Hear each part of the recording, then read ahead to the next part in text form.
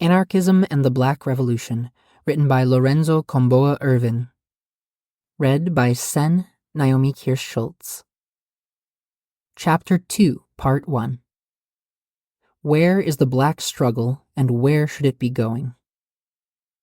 Some, usually comfortable black middle-class professionals, politicians, or businessmen who rode the 1960s civil rights movement into power or prominence will say there is no longer any necessity to struggle in the streets during the 1990s for black freedom.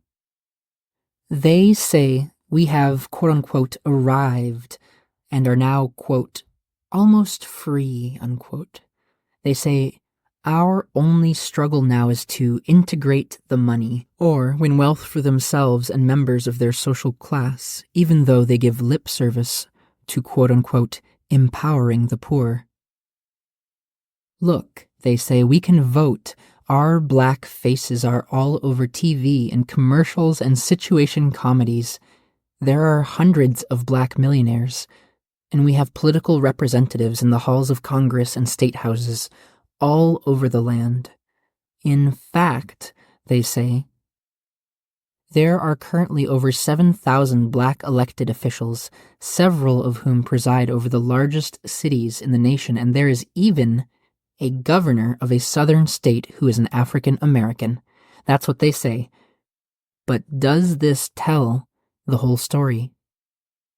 The fact is, we are in as bad or even worse shape, economically and politically, as when the civil rights movement began in the 1950s. 1 in every 4 black males are in prison, on probation, parole, or under arrest. At least 1/3 or more of black family units are now single-parent families mired in poverty.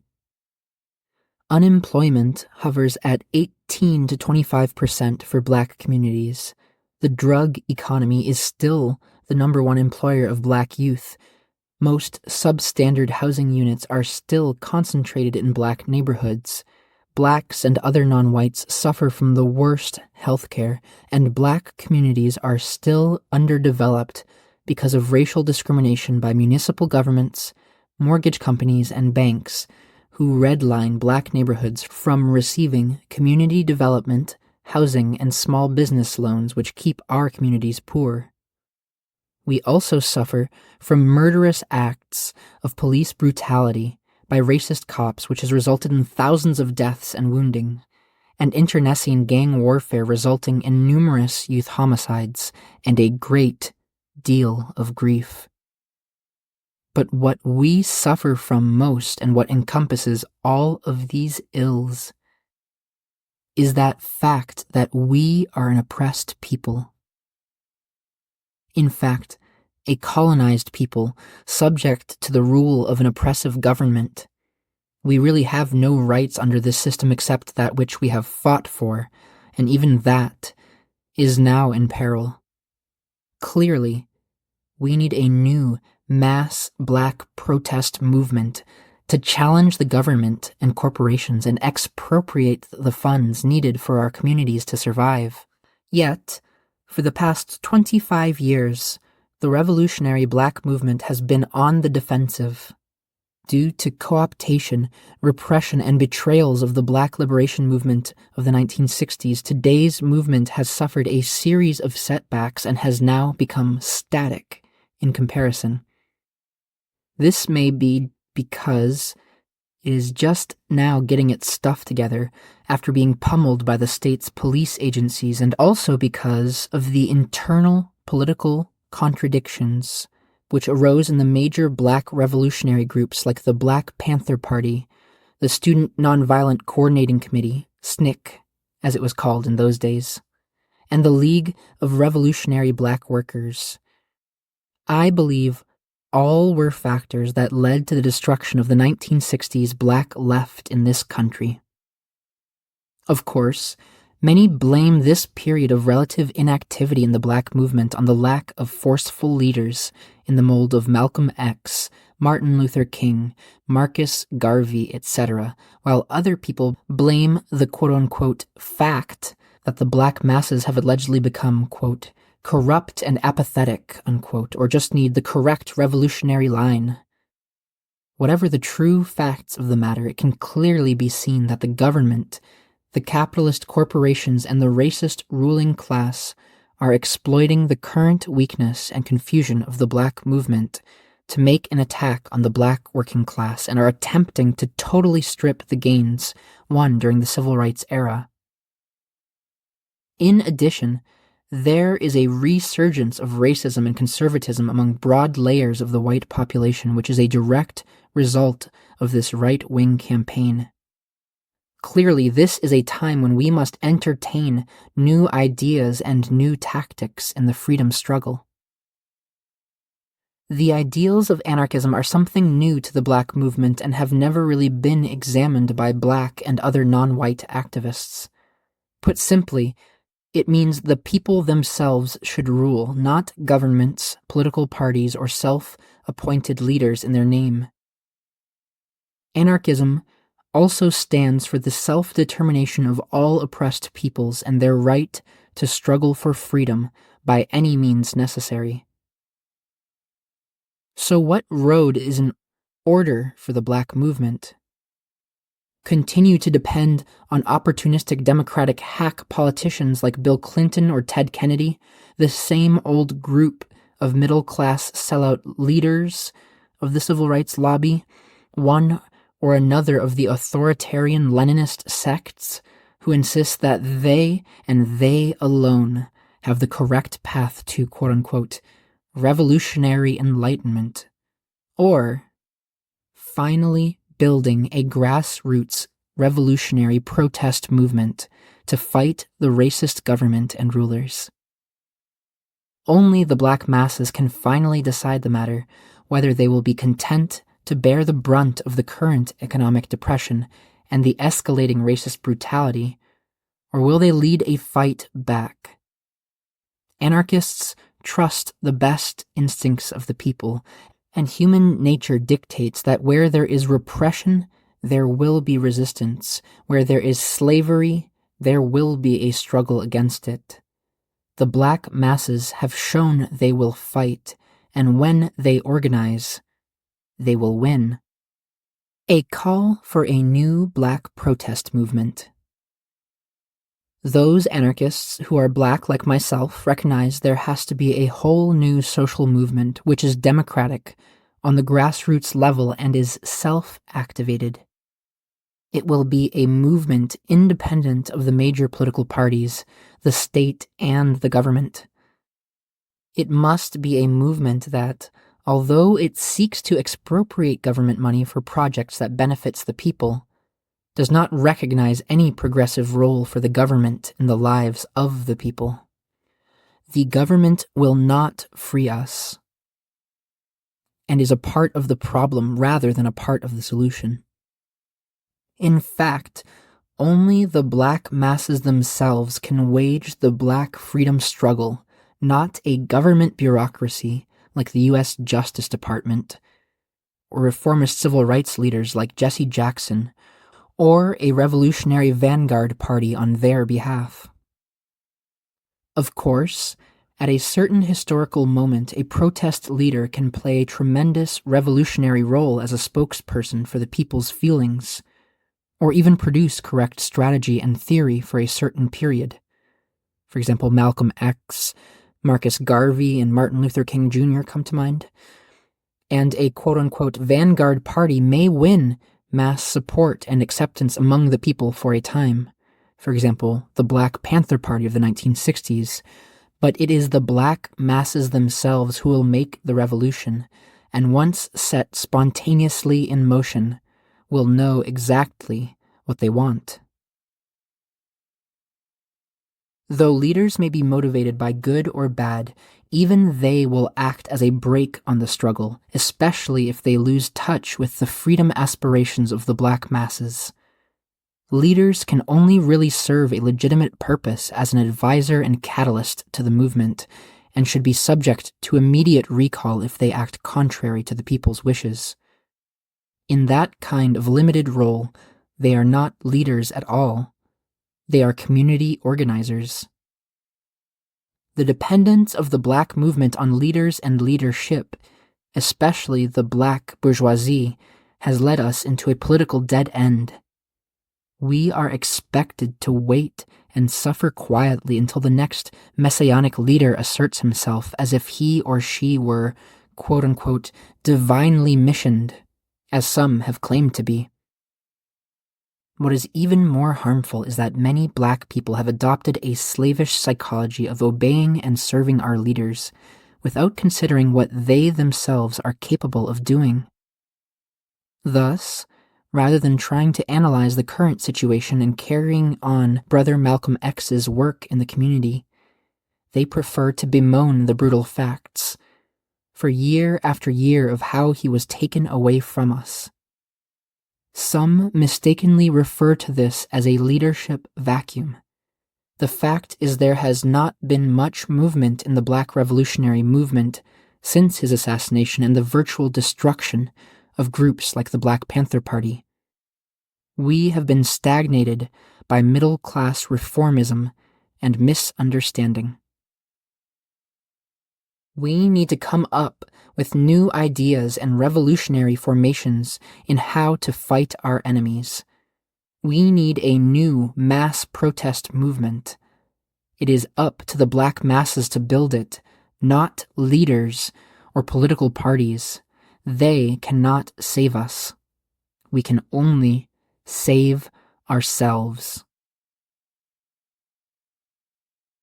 What form will this movement take? What form will this movement take? If there was one thing learned by anarchist revolutionary organizers in the 1960s, you don't organize a mass movement or a social revolution just by creating one central organization, such as a vanguard political party or a labor union. Even though anarchists believe in revolutionary organization, it is a means to an end instead of the ends itself. In other words, the anarchist groups are not formed with the intention of being permanent organizations to seize power after a revolutionary struggle, but rather to be groups which act as a catalyst to revolutionary struggles and which try to take the people's rebellions, like the 1992 Los Angeles Revolt, to a higher level of resistance. Two features of a new mass movement must be the intention of creating dual power institutions to challenge the state, along with the ability to have a grassroots, autonomous movement that can take advantage of a pre-revolutionary situation to go all the way. Dual power means that you organize a number of collectives and communes in cities and towns all over North America, which are, in fact, liberated zones outside of the control of the government.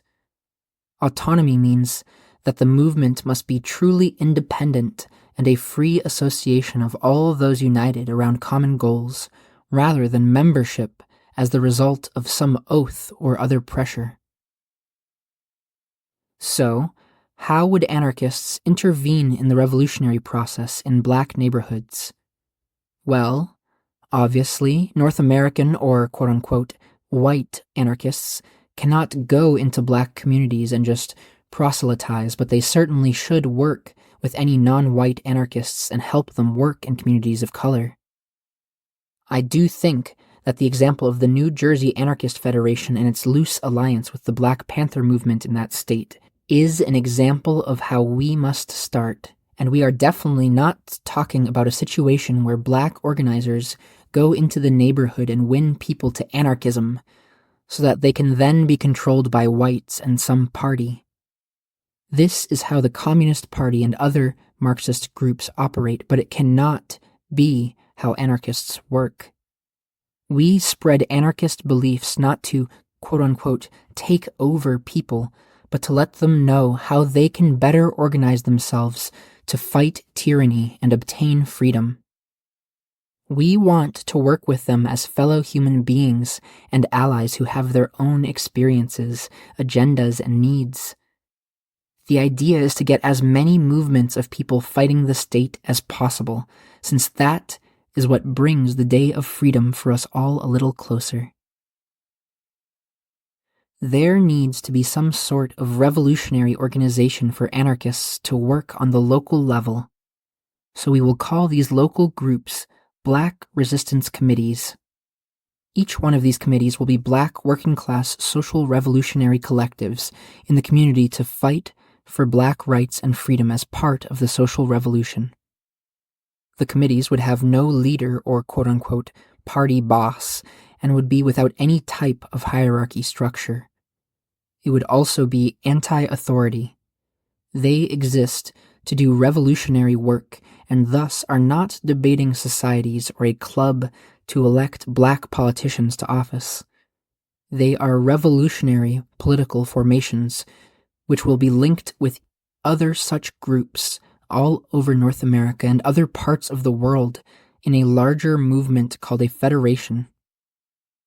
A federation is needed to coordinate the actions of such groups, to let others know what is happening in each area, and to set down widespread strategy and tactics.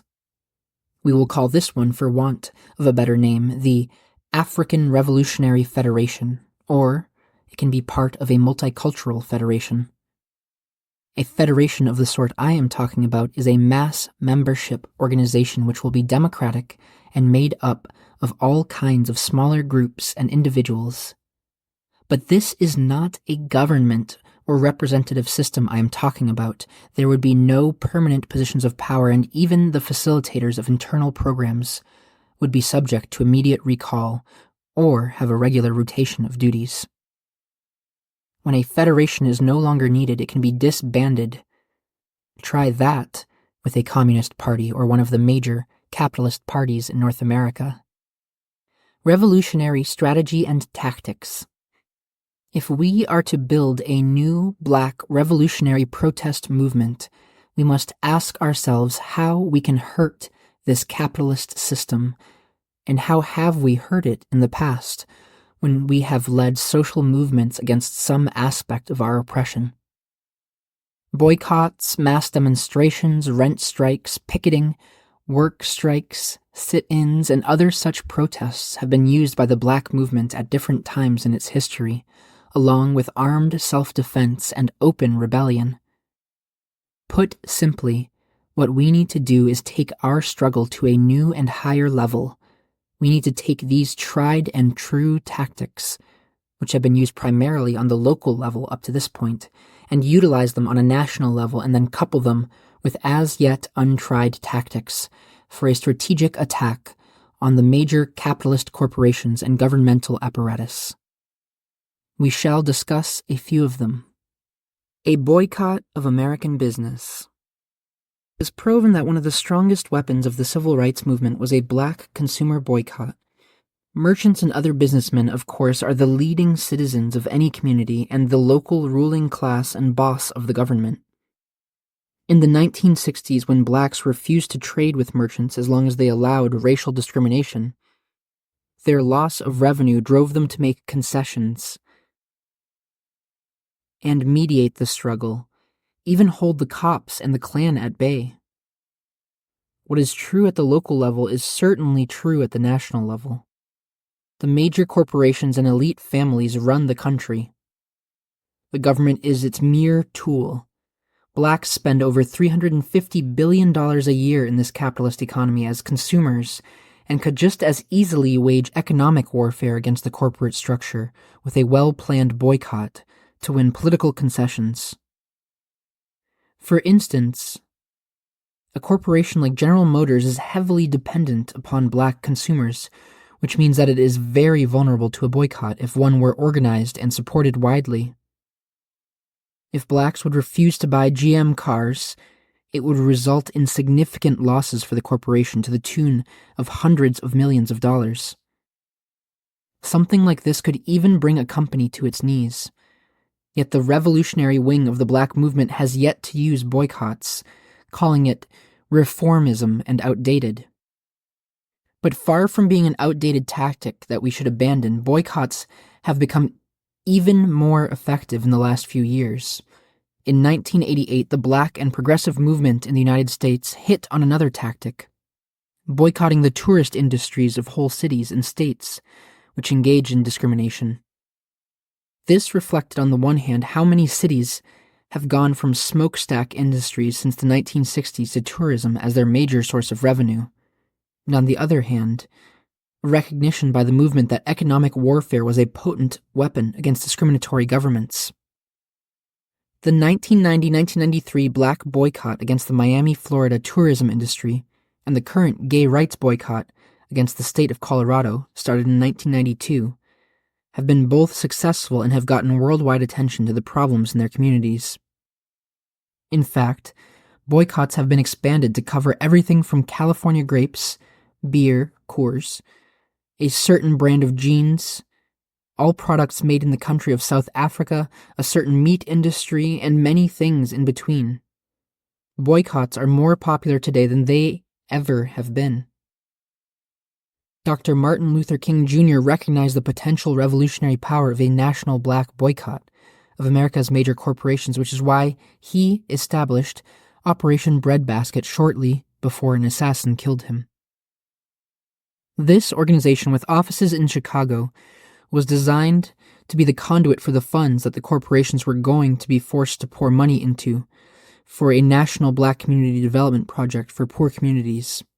And although he was assassinated before this could happen, we must continue his work in this matter. All over the country, black boycott offices should be opened. We should build it into a mass movement involving all sectors of our people. We should demonstrate, picket, and sit in at meetings and offices of target corporations all over the country. We must take it to their very doorstep and stop their looting of the black community. A black general strike. Because of the role they play in production, black workers are potentially the most powerful sector of the black community in the struggle for black freedom. The vast majority of the black community is working-class people. Barring the disproportionate numbers of unemployed, about 11 million black men and women are today part of the workforce of the United States. About 5 to 6 million of these are in basic industries such as steel and metal fabrication, retail trades, food production and processing, meat packing, the automobile industry, railroading, medical service, and communications. Blacks number 1/3 to 1/2 of the basic blue-collar workers and 1/3 of clerical laborers. Black labor is therefore very important to the capitalist economy.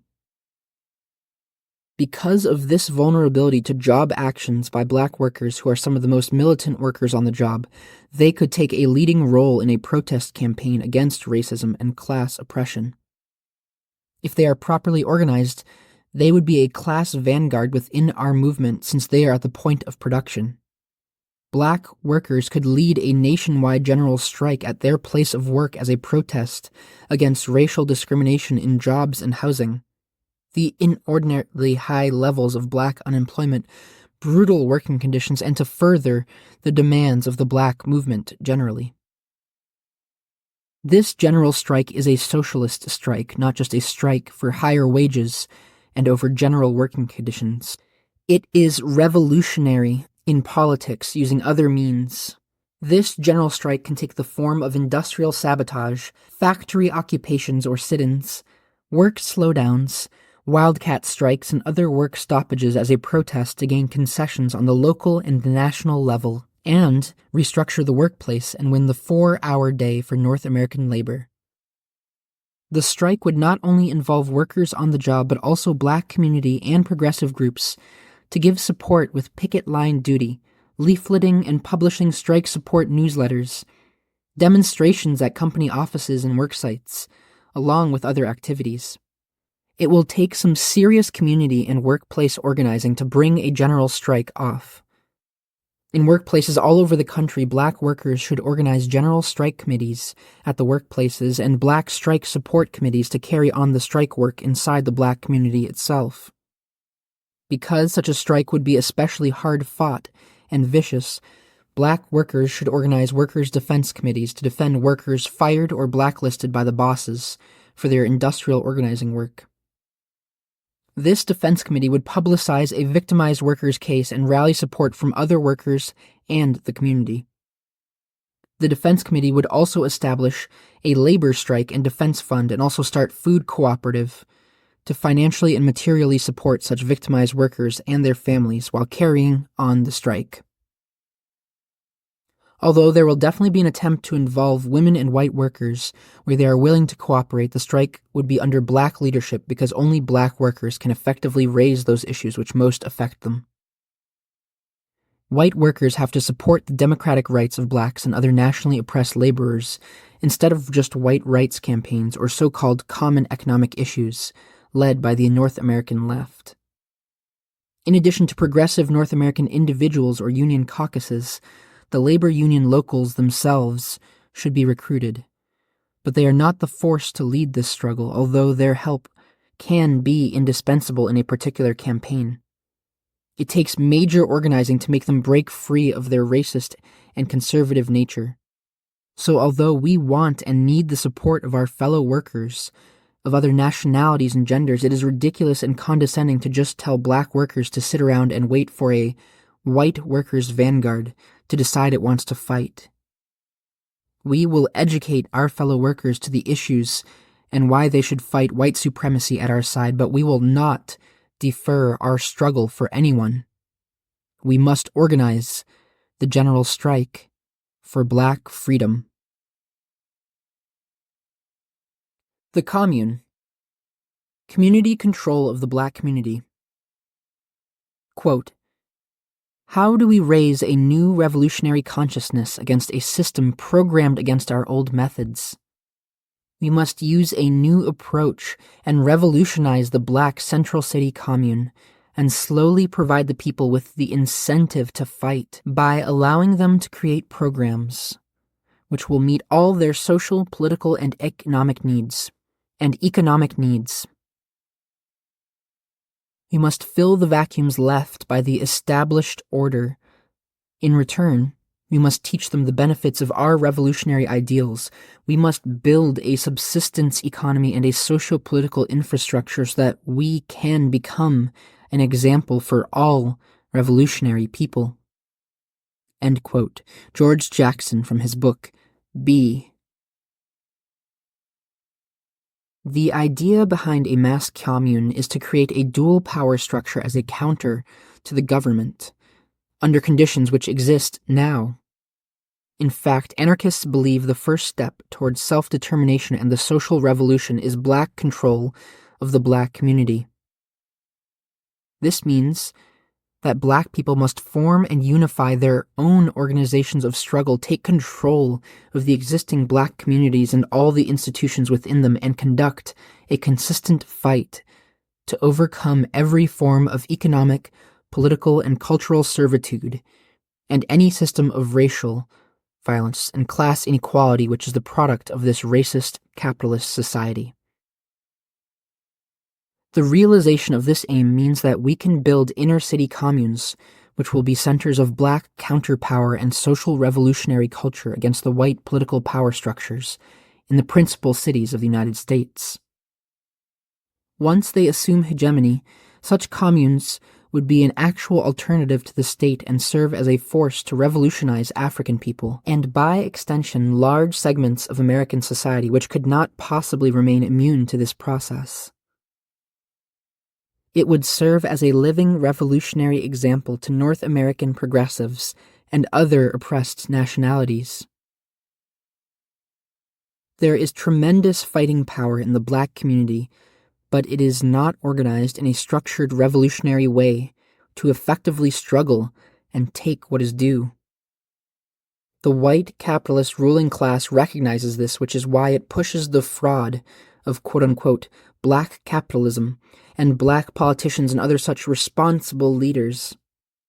These fakes and sellout artists lead us to the dead-end road of voting and praying for that which we must really be willing to fight for. The anarchists recognize the commune as the primary organ of the new society and as an alternative to the old society. But the anarchists also recognize that capitalism will not give up without a fight. It will be necessary to economically and politically cripple capitalist America. One thing for sure, we should not continue to passively allow this system to exploit and oppress us. The commune is a staging ground for black revolutionary struggle. For instance, black people should refuse to pay taxes to the racist government, should boycott the capitalist corporations, should lead a black general strike all over the country, and should engage in an insurrection to drive the police out and win a liberated zone. This would be a powerful method to obtain submission to the demands of the movement and weaken the power of the state. We can even force the government to make money available for community development as a concession, instead of as a payoff to buy out the struggle as happened in the 1960s and thereafter.